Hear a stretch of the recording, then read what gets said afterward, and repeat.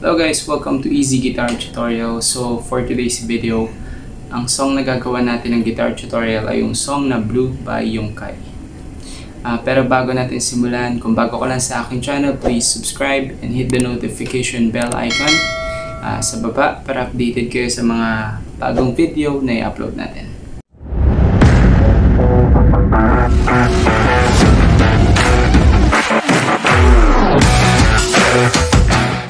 Tara, simulan na natin. Mga chords natin para sa buong kanta, 4 lang guys, okay? So,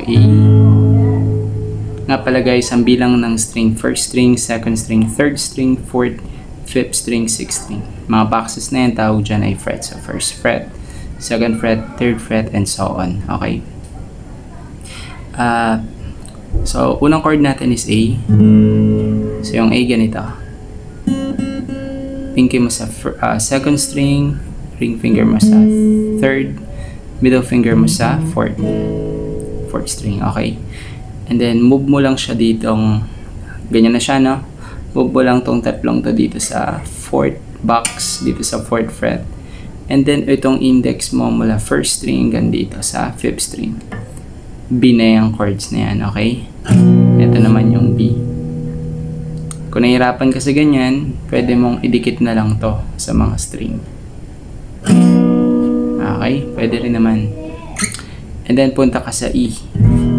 So yung E guys, ganito. Middle finger, index mo sa 3rd string, middle finger mo sa 5th, ring finger mo sa 4th string. And then yung last chord natin is yung C sharp minor.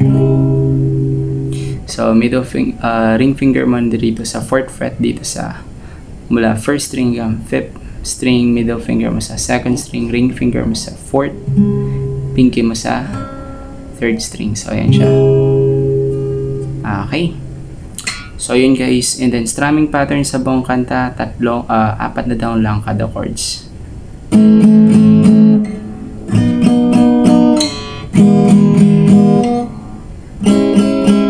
So yun.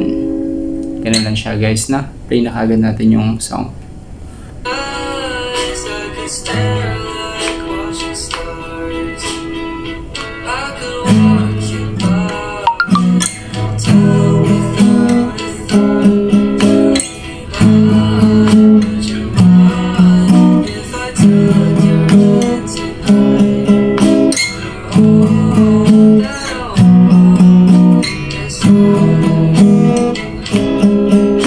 Madali lang siya, diba?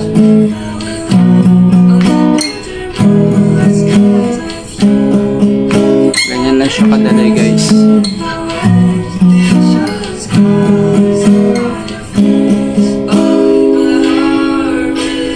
Okay, stop ko na yung music, no?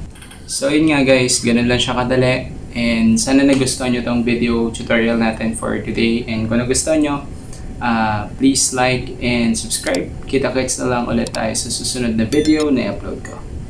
Bye guys!